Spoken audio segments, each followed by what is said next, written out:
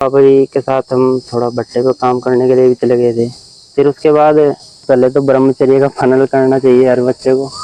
भी बनाए रखे। महिला मित्र में इन्वॉल्व है तो ग्रुप डी का पेपर आता है, तो ग्रुप डी का पेपर भी हमने क्लियर किया था। मेरा विश्वास किताबों में ज्यादा है, ऑनलाइन क्लास के जो टीचर हैं उनमें बहुत थोड़ा सा कम है। जो ऑनलाइन टीचर पढ़ाते हैं वो खुद पढ़ करके उन नोट्स को। मैंने पृथ्वीनाथ पांडे की हिंदी को पढ़ा था, जो पहले फिर मैंने आदित्य पब्लिकेशन की बुक ली थी, उसमें लगा पाओगे। और हिंदी एक ऐसा सब्जेक्ट है जिसमें हम पूरे में से पूरे मार्क्स ला सकते हैं। हमारे दर्शकों को बताया। जीके के लिए मैं एक चैनल सजेस्ट करना चाहूंगा, परमार सर का, और वो मार्क्स है 216। तो आप देख सकते मॉक टेस्ट का 70% मॉक टेस्ट का ही योगदान होता है। उस मॉक का एनालिसिस करता था। ऑफलाइन है, आसपास में कोई कोचिंग सेंटर, तो सबसे बेहतर तो भगवद गीता का सहारा आप ले सकते हो। और भी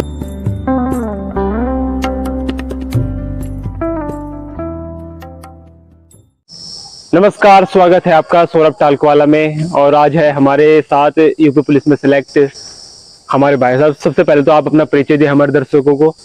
मेरा नाम शुभम है, मैं गांव मैंगी से हूँ, ब्लॉक गंगो, जिला सहारनपुर से। तो सिलेक्शन के बाद कैसा माहौल है घर में और कैसी खुशी का माहौल है, थोड़ा घर का बताइए। माहौल तो बिल्कुल हर्षोल्लास के साथ व्यतीत हो रहा है। तो पिताजी अब गर्व महसूस कर रहे हैं। हाँ, पिताजी गर्व महसूस कर रहे हैं, माताजी बहुत प्रसन्न है। यूपी पुलिस का एग्जाम हुआ था, तो उस एग्जाम के बारे में बताइए, कैसा एग्जाम था, क्या क्या इसमें आता है, थोड़ा बता पाए आप। इसके फॉर्म तो 2023 में निकले थे, फॉर्म भर दिया था, तब मैं ऑलरेडी तैयारी कर रहा था यहाँ Gangohi right way coaching centre में। और उसके बाद फिर लॉकडाउन का भी फेज हमने सहन करना पड़ा, क्योंकि तैयारी तो 12th के बाद से ही चालू कर दी थी।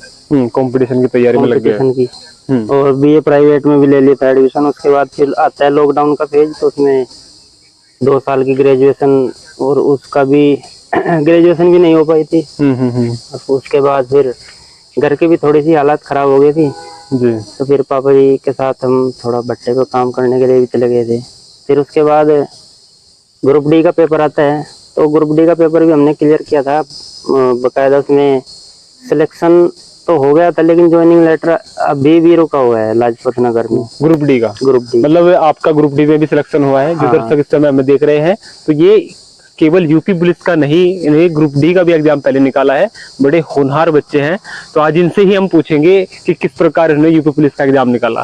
तो फिर तैयारी का कैसे किया और क्या क्या पढ़ा आपने, थोड़ा आप बुकों पे आए अगर, तो कौन सी बुक आपने पढ़ी और कहाँ से आपने अपना सोर्स रखा तैयारी करने का यूपी पुलिस? शुरू से ही तो मैं ऑफलाइन ही तैयारी करता था, क्योंकि मेरा विश्वास किताबों में ज्यादा है। ऑनलाइन क्लास के जो टीचर हैं उनमें बहुत थोड़ा सा कम है। वैसे भी ऑनलाइन में बहुत सारी डिस्ट्रक्शन है। डिस्ट्रक्शन भी क्या, अगर हम 10 मिनट में 2 पेज पढ़ पा रहे हैं और 2 पेज में 1 घंटे का कंटेंट है, तो 1 घंटे की वीडियो ना देख करके हम 2 पेज पढ़ना सुलभ समझते हैं अपने आप को। तो आप ऑनलाइन को समझते हैं कि थोड़ा उसमें कम पढ़ाया जाता है और टाइम ज्यादा वेस्ट होता है, और आपका तरीका ऑफलाइन पे ज्यादा था, बुकों पर ज्यादा था। क्योंकि ऑफलाइन में जो टीचर नोट्स बनाते थे, तो वो अपना टाइम खुद दे करके एक छोटा सा पेज का शॉर्ट नोट्स बना लेते थे, और फिर वो 1 घंटे की 1.5 घंटे की क्लास हमारी लेते थे। तो वहां से हमने सीखा कि ऑनलाइन में भी कुछ नहीं है। जो ऑनलाइन टीचर पढ़ाते हैं वो खुद पढ़ करके उन नोट्स को बनाते हैं, क्लास स्ट्रेटजी बनाते हैं, उसके बाद वो फिर अपलोड करते हैं, छोटी छोटी जो चीजें हैं। इससे ऑफलाइन की बात करें तो आपने ऑफलाइन सोर्स से बुक रखा, तो आपने कौन सी बुक पढ़ी, तो उसके बारे में हमारे दर्शकों को आप बताइए सीरियल वाइज। पहले आप हिंदी के बताइए, आपने हिंदी की कौन सी बुक पढ़ी या आपने कुछ नोट्स वगैरह पढ़े, तो उसके बारे में बताइए। शुरुआत में 17-18 फरवरी को एग्जाम हुआ था, तब बाद में जब ये क्लियर हुआ था, उससे पहले मैंने पृथ्वीनाथ पांडे की हिंदी को पढ़ा था, जो पूरा का पूरा थ्योरेटिकल बेस है। तो थ्योरी मैंने वहां से कवर की थी, क्योंकि मैं थ्योरी पे ज्यादा विश्वास करता था। उसके बाद फिर ये जब दोबारा एग्जाम हुआ था, उससे 6 महीने पहले फिर मैंने आदित्य पब्लिकेशन की बुक ली थी। उसमें ऑब्जेक्टिव टाइप है क्वेश्चन, और उससे पहले भी उसका एक थ्योरी बेस्ड कंपाइलेशन है।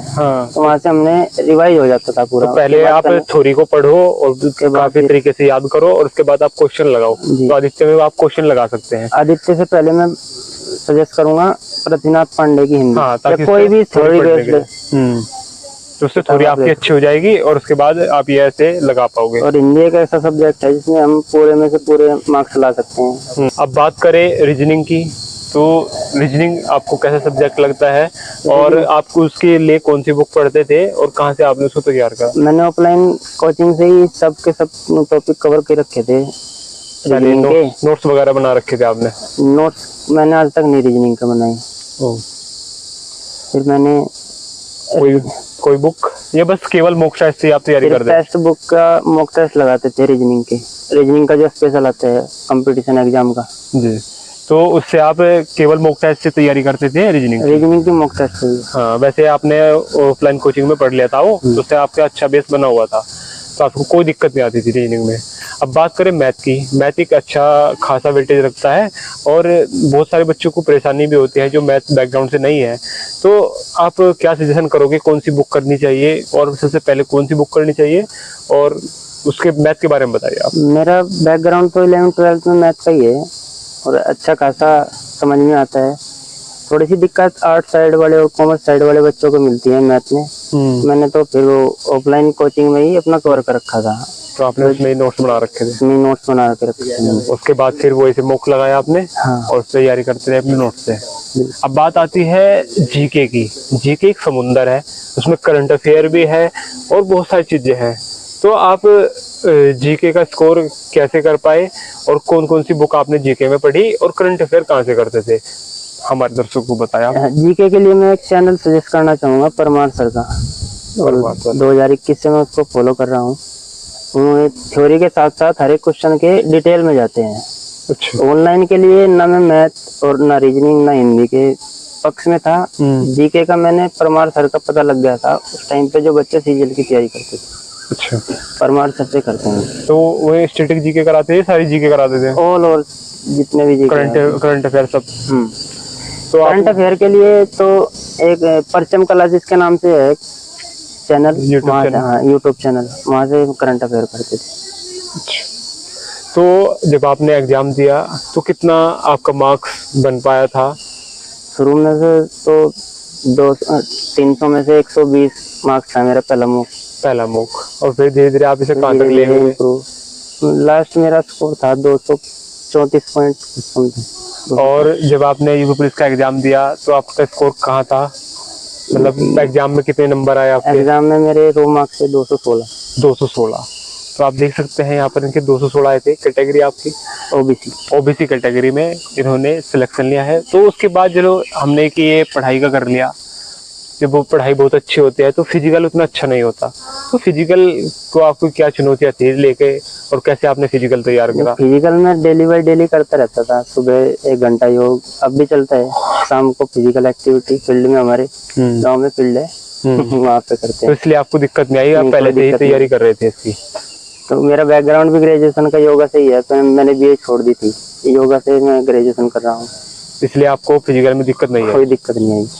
तो अब हम बात करें जो अब क्या अपॉर्चुनिटी है, जो बच्चे आपको देख रहे हैं तो उन्हें क्या सलाह देना चाहोगे, आप कैसे तैयारी करें और कहाँ से करें? सलाह तो ये, तो सबसे पहले तो ब्रह्मचर्य का पालन करना चाहिए हर बच्चे को। हाँ, ये सुबह 4-5 बजे उठे, अपना 1-1.5 घंटे का वर्कआउट करे, दौड़े, व्यायाम करे, योग करे, गलत संगति में ना पड़े। अभी कुछ मैं बच्चों को देख रहा हूँ कि थोड़ा सा मदिरा पान में लगे हुए हैं और दूरी बनाए रखें। महिला मित्र में इन्वॉल्व हैं, तो उससे दूरी बनाए रखें। अगर बात करें मॉक टेस्ट की, तो मॉक टेस्ट का रोल इस तैयारी में आप कितना मानते हैं और कैसे आप मॉक लगाते थे? अगर मैं 100% में से कहूँ तो मॉक टेस्ट का 70% मॉक टेस्ट का ही योगदान होता है हर बच्चे के सिलेक्शन में, जो आज की जनरेशन में तैयारी कर रहा है। तो मॉक टेस्ट लगाने के बाद में जो एनालिसिस होता है, कुछ क्या करते हैं कि वो मॉक टेस्ट लगा देते हैं पर उसका एनालिसिस नहीं करते। तो आप एनालिसिस कैसे करते थे और कैसा करना चाहिए जिससे कि आप बेहतर अपने नंबर बढ़ा सकते हैं? जैसे कि आपने बताया शुरू में आपके 120 नंबर आए, तो आपने धीरे धीरे बढ़ाया, तो वो कैसे एनालाइज करते थे आप?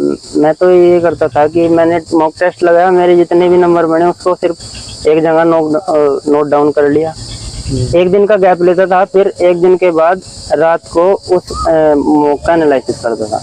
तुरंत मॉक का एनालिसिस में नहीं करता। जो क्वेश्चन गलत हुए आपने देखे, हाँ, और किस टॉपिक से है उसके नोट्स बनाए। शुरू में तो पूरा का पूरा मॉक एनालाइज करता था। उसके बाद जैसे 4 महीने हुए या 5 महीने हुए तो फिर मैं क्या करता था, जो क्वेश्चन सही मैंने कर रखे थे उनको छोड़ देता एनालाइज करके, जो अनअटेम्प्टेड है और इनकरेक्ट हुए हैं ये क्वेश्चन में लेता था, उनको नोट डाउन कर लिया। फिर मैं जिस टॉपिक से मैंने क्वेश्चन गलत हुए हैं उस टॉपिक को कवर करता था दोबारा से।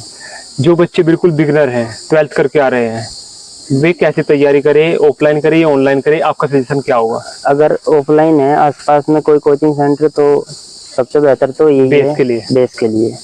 अगर कोई अच्छा टीचर ऑफलाइन में पढ़ा रहा है तो उससे तो बढ़िया कोई चीज़ नहीं है। लेकिन अगर ऑनलाइन की अगर बात करें तो अपने आप को सिर्फ ये देखा कि डिस्ट्रैक्शन से हम बचे, ज़्यादा से ज़्यादा डिस्ट्रैक्शन से हम बचे, क्योंकि मोबाइल फ़ोन है, उसमें फ़ोन भी आता है, मैसेज, इंस्टाग्राम की नोटिफिकेशन, व्हाट्सएप की नोटिफिकेशन, तो पढ़ने का जो टाइम है वो कब निकल जाते हैं हम पता ही नहीं चलता।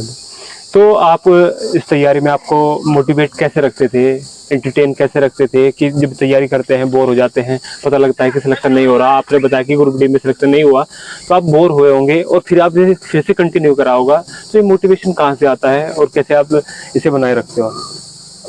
बोर तो वही होते हैं ना जो फिजिकल एक्टिविटी नहीं करते। फिजिकल एक्टिविटी भी करना चाहिए, और अगर बोर ज़्यादा हो रहे तो भगवत गीता का सहारा आप ले सकते हो, और भी जो अपने धार्मिक पुस्तकें हैं, आप किसी भी धर्म से हो अपने तो उससे जुड़ के आप मोटिवेट हो सकते हैं। योग प्राणायाम कीजिए, मन शांत रहेगा तो भी अच्छा पढ़ेगा, मन रहेगा। ये थे शुभम जी जो यूपी पुलिस में सेलेक्ट थे। उन्होंने अपनी स्ट्रेटेजी बताया कि कैसे कैसे आप यदि बिगनर भी हैं, आप तैयारी करना चाहते हैं तो कैसे तैयारी कर सकते हैं। और एक बड़ी बात उन्होंने बताया कि भगवत गीता का पाठ कर अपने मन को आप शांत कर सकते हैं। तो हमारे चैनल में बने रहिए, सब्सक्राइब करें और ज़्यादा से ज़्यादा शेयर करें, और ऐसे ही वीडियो आपके सामने हम लाते रहेंगे।